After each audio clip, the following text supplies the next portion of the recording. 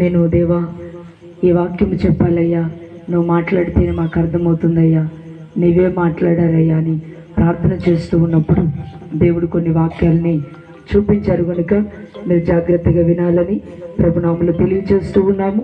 వాక్యంలోనికి వెళ్తాము. మొదటి తిమోతి రాసినటువంటి పత్రిక 4వ అధ్యాయము 11వ వచనాన్ని మనం చదువుకుందాము. ఈ సంగతులను ఆజ్ఞాపించి బోధించుము. ఈ సంగతులను ఆజ్ఞాపించి బోధించుము. నీ యవనమును బట్టి ఎవడు నిన్ను తృణీకరింపనీయకుము గాని మాటలోను ప్రవర్తనలోను ప్రేమలోను విశ్వాసములోను పవిత్రతలోను విశ్వాసులకు మాదిరిగా ఉండుము. చాలండి. ఇక్కడ దేవుడు యవనస్తుల గురించి మాట్లాడుతున్నట్లుగా మనము చూస్తూ ఉన్నాం. దేవుడు ఎందుకొరకు ఈ రాత్రి ఈ యొక్క మాటలను మనకు తెలియచేస్తున్నాడో తెలియదు. మన తలంపులు వేరు, దేవుని తలంపులు వేరు. మన ఆలోచనలు వేరు, దేవుని ఆలోచనలు వేరు.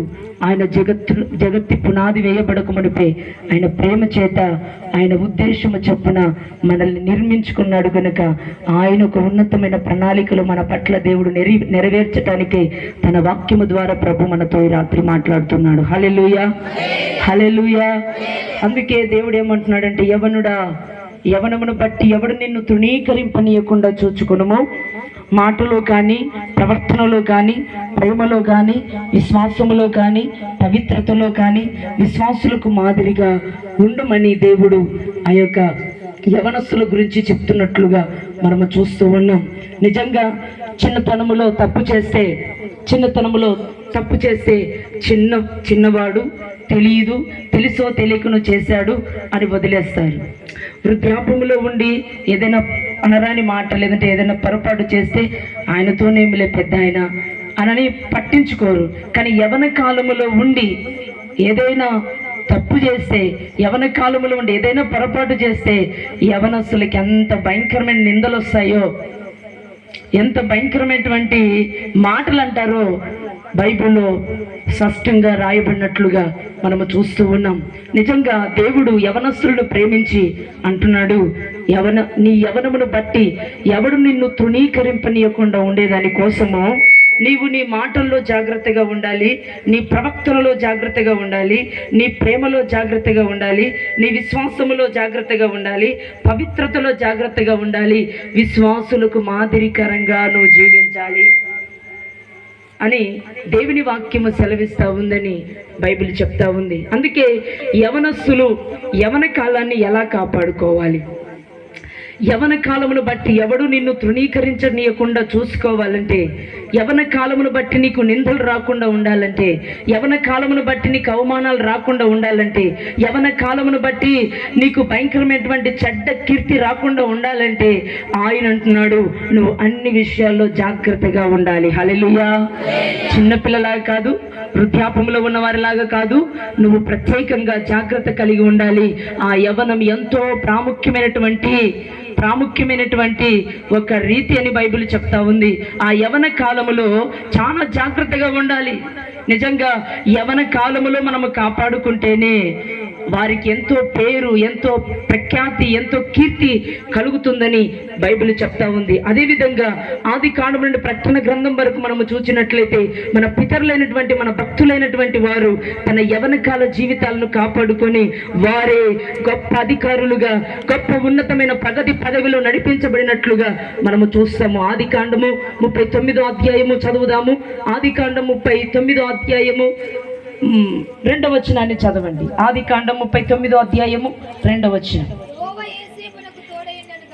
యెహోవా యోసేపునకు తోడయుండెను గనుక అతడు వర్ధిల్లుచు తన యజమానుడగు ఆ ఐగుప్తుని ఇంట నుండెను. యెహోవా అతనికి తోడయుండెననియు అతడు చేసినదంతయు అతని చేతిలో యెహోవా సఫలము చేసిననియు అతని యజమానుడు చూచినప్పుడు యోసేపు మీద అతనికి కటాక్షము కలిగిన. 5వ వచనాన్ని చదవండి. తన ఇంటి మీదను విచారణకర్తగా నియమించిన కాలం మొదలుకొని యెహోవా యోసేపు నిమిత్తము ఆ ఐగుప్తిని ఇంటిని ఆశీర్వదించను. యెహోవా ఆశీర్వాదము ఇంటిలోనేమి పొలములోనేమి అతనికి కలిగిన సమస్తం మీద నుండిను. చాలండి. ఈ యోసేపు యవన కాలంలో ఉన్నాడు. ఈ యోసేపుకి 10 మంది అన్నలు ఉన్నారు. అయితే తల్లిదండ్రులు ఉన్నారు. కానీ యోసేపుని వాళ్ళ నాన్న ఎక్కువగా ప్రేమిస్తున్నందువలన ఈ యొక్క అన్నలు ఐగుప్తికి ఇతన్ని అమ్మి వేశారు. ఇతన్ని మా తండ్రి ఎక్కువగా ప్రేమిస్తున్నాడు, ఇతడుంటే ఇతన్ని బట్టి మమ్మల్ని ప్రేమించడు అని చెప్పేసి అతన్ని తన సొంత అన్నలే ఐగుప్తికి అమ్మేసినట్లుగా మనము చూస్తూ ఉన్నాం. ఐగుప్తిలో తల్లిదండ్రులు లేకపోయినా, అన్నలు లేకపోయినా, బంధువులు లేకపోయినా, స్నేహితులు లేకపోయినా దేవుడంట యోసేపుకు తోడై ఉన్నాడంట. హల్లెలూయా. యోసేపుకు తోడై ఉన్నాడంట. తన యవన కాలములో ఎంత నమ్మకముగా దేవుని సన్నిధిలో జీవించింటాడో, ఎంతగా దేవుని కొరకు పరిశుద్ధముగా, నిండారహితముగా, నీతిగా, పరిశుద్ధముగా, పవిత్రముగా ఎలా జీవించింటే దేవుడు అతనికి తోడై ఉంటాడో మనం ఒకసారి ఆలోచించాలి. అయితే దేవుడు అంటున్నాడు, యోసేపుకు దేవుడు తోడై ఉన్నాడని ఐగుప్తిలో ఉన్నటువంటి పోతీఫరు గుర్తుపట్టాడు. పోతీఫరు గుర్తుపట్టి అతని మీద కటాక్షము కలిగిందంట. తల్లిదండ్రులు లేకపోయినా, అన్నలు లేకపోయినా, బంధువులు లేకపోయినా, స్నేహితులు లేకపోయినా, ఇతన్ని నాకు అమ్మివేసినప్పటి నుండి కూడా ఇతడు ఎంతో నమ్మకముగా నా ఇంట్లో పని చేస్తూ ఉన్నాడు, ఎంతో నమ్మకముగా ఉన్నాడు, దేవుడు ఇతనికి తోడై ఉన్నాడని ఆ యొక్క పోతీఫరే చూచి గుర్తుపట్టినట్లుగా మనము చూస్తూ ఉన్నాము. అయితే ఆ యొక్క ఐగుప్తిని ఇంటిని ఈ యొక్క యోసేపును బట్టి ఆశీర్వదించినట్లుగా మనం పరిశుద్ధ గ్రంథములో చూస్తున్నాం. ఇదే విధంగా ఇతని యవనకాల జీవితాన్ని కాపాడుకుంటూ తన యజమానుని ప్రేమిస్తూ వారు చెప్పిన పనంతా చేస్తూ నమ్మకముగా దేవుని కొరకు నీతిగా జీవిస్తున్నటువంటి ఇతనికి ఒక శోధన వచ్చింది. యవన కాలంలోనే వచ్చింది అది శోధన. యవన కాలంలోనే శోధన వచ్చింది. ఆ శోధన ఏంటంటే అతడు సుందరముగా ఉన్నాడు, అతడు చక్కని వాడని బైబిల్ చెప్తా ఉంది. ఈ యొక్క యోసేపు దేవుని యందు ఆ యొక్క దేవుడి తనకి తోడై ఉన్నాడు. అయితే ఈ యోసేపు ఆ యొక్క సుందరమైన వాడని బైబిల్ చెప్తా ఉంది. కానీ తన యజమానురాలు యోసేపు మీద కన్ను వేసినట్లుగా అతనితో పాపము చేయాలని తన యవనమును బట్టి, తన యవన సౌందర్యమును బట్టి, ఆ యవన కాలమైనటువంటి సుందరమైనటువంటి ఆ యొక్క సౌందర్యాన్ని చూచి ఆమె అతని మీద కన్ను వేసి అతనితో పాపము చేయాలని ఆశ కలిగి ఉన్నప్పటికీ కూడా ఆ యొక్క యోసేపు ఏమంటున్నాడు? 9వ వచనాన్ని మనం చదివినట్లయితే, నీవు అతని భార్యవైనందున నిన్ను తప్ప మరి దేనిని నాకు అప్పగింపక ఉండలేదు. కాబట్టి నేను ఎట్లు ఇంత ఘోరమైన దుష్కారమును చేసి దేవునికి విరోధముగా పాపమును కట్టుకొందును. యోసేపు ఎంత నీతిమంతుడైంటే ఆ మాట అంటాడు. యోసేపు ఎంత పరిశుద్ధుడైంటే ఆ మాట అంటాడు. అందుకే నాకు అన్ని అప్పచెప్పాడు కానీ నీ భర్త నా యజమానుడు, కానీ నిన్ను మాత్రం నాకు అప్పచెప్పలేదమ్మా. ఇంత దుష్కార్యానికి, ఇంత పాపానికి ఒడిగట్టొద్దు. మీరు చెప్పిందల్లా చేశాను, మీ ఇంట్లో నమ్మకముగా ఉన్నాను, కానీ ఇంత దుష్కార్యమును చేసి నేను దేవునికి విరోధమైనటువంటి ఇలాంటి దుష్కార్యమును చేసి దేవునికి విరోధమైనటువంటి పనిని నేను చెయ్యనని అతడు ఆమెను తిరస్కరించినట్లుగా, ఆమె మాట వినకుండా ఉన్నందువలన ఆమె నానాటికి అతని మీద పగవెంచుకుంది. ఇంకా రోజు బ్రతిమలాడుతూ ఉంటే కూడా ఆ యొక్క యోసేపు మాత్రం ఆ పాపము నుండి బయటికి పారిపోయి వచ్చాడు. హల్లెలూయా. చెప్పాలి గట్టిగా, హల్లెలూయా. అందుకే కింద 12వ వచనాన్ని మనం చదివినట్లయితే, అప్పుడు ఆమె అతని వస్త్రములను పట్టుకొని నాతో శయనించుమని చెప్పగా అతడు తన వస్త్రమును ఆమె చేతిలో విడిచిపెట్టి తప్పించుకొని బయటకు పారిపోయెను. చాలండి. వస్త్రాన్ని పట్టుకున్నటువంటి ఆ వస్త్రాన్ని విప్పేశాడు, కానీ అతడు పారిపోయాడు, బయటకు వచ్చేసాడు.